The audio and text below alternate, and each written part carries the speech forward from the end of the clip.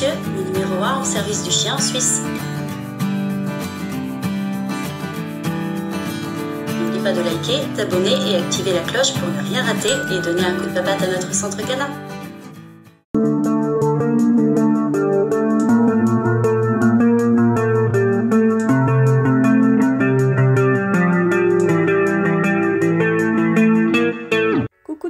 Cette semaine, on vous a proposé de choisir les thèmes des prochaines vidéos YouTube.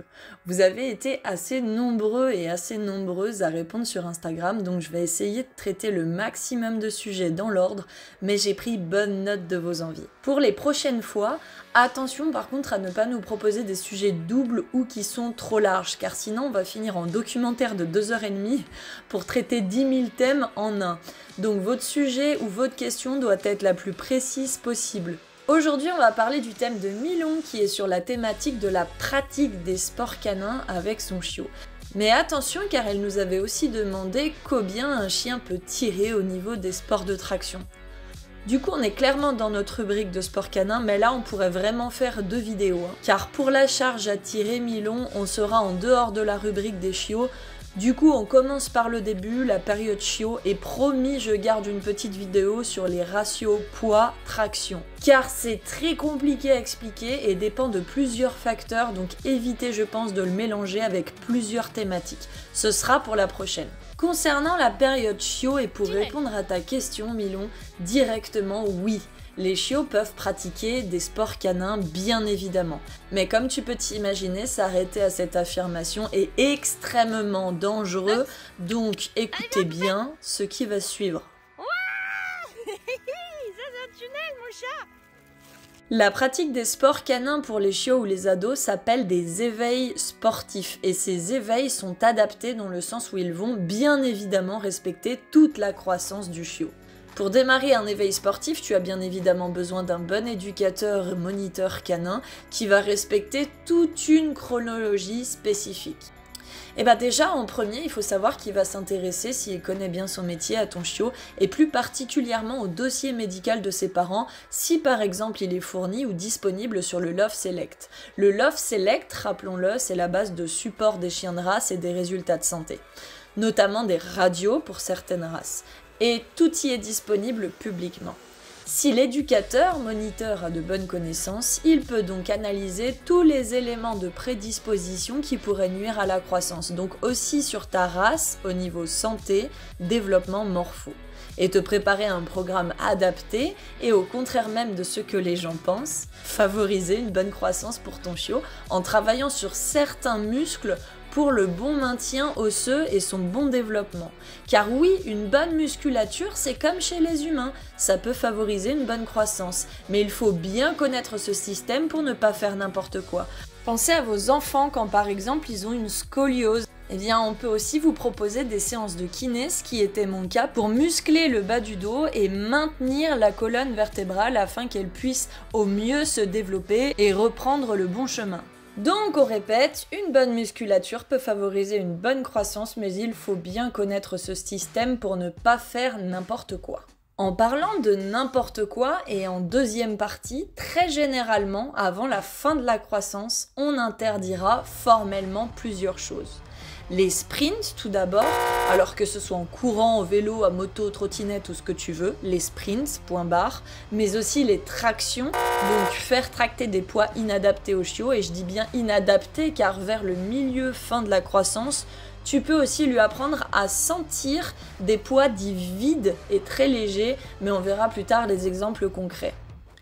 Il y a bien évidemment aussi les sauts, donc sur des éléments assez hauts, ton canapé, des rochers, des murets, des bancs, bref, ce que tu veux encore une fois, donc les sauts de manière générale, mais aussi les glissades, et ça c'est assez terrible, sur les parquets par exemple dans les maisons, ou sur le verglas, etc.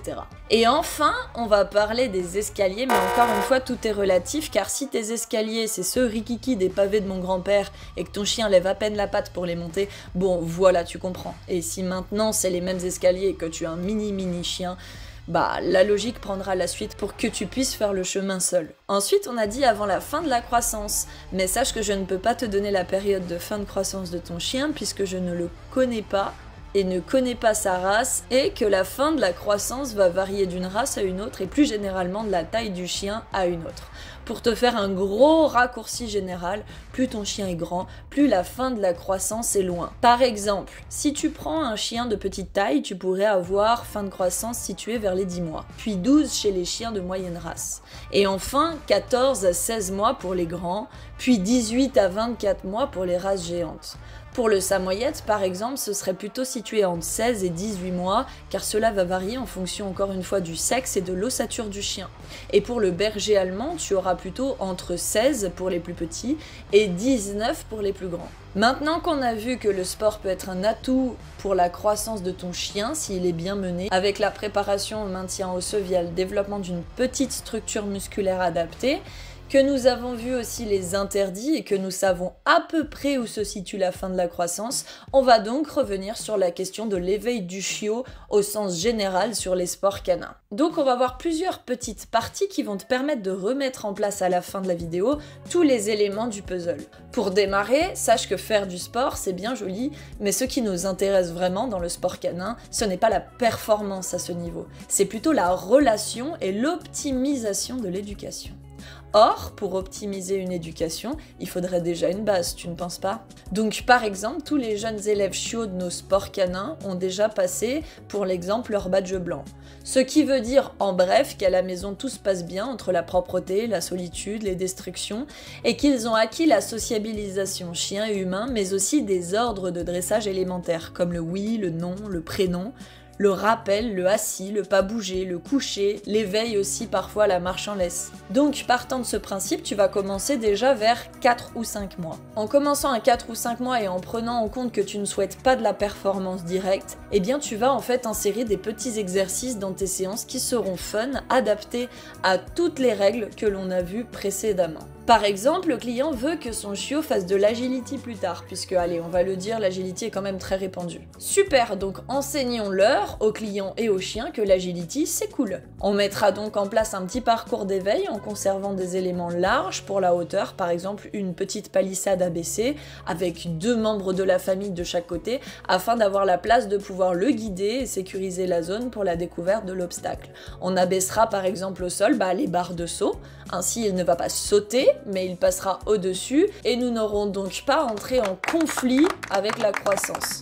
Mais il découvrira tout de même l'obstacle. On fera passer les enfants avec lui dans le tunnel de manière assez fun et ludique pour faire le parcours ensemble et lui montrer que tout est super dans cette discipline. Puis on créera donc cette petite motivation en mode parcours du petit combattant, sans saut, sans sprint, sans glissade, etc. Par contre, aucun souci pour découvrir, regarde, tous les obstacles et se familiariser pour tous avec. Tu feras des choses très courtes, très sympas, et toujours dans le plaisir et la découverte et le respect de la croissance du chien.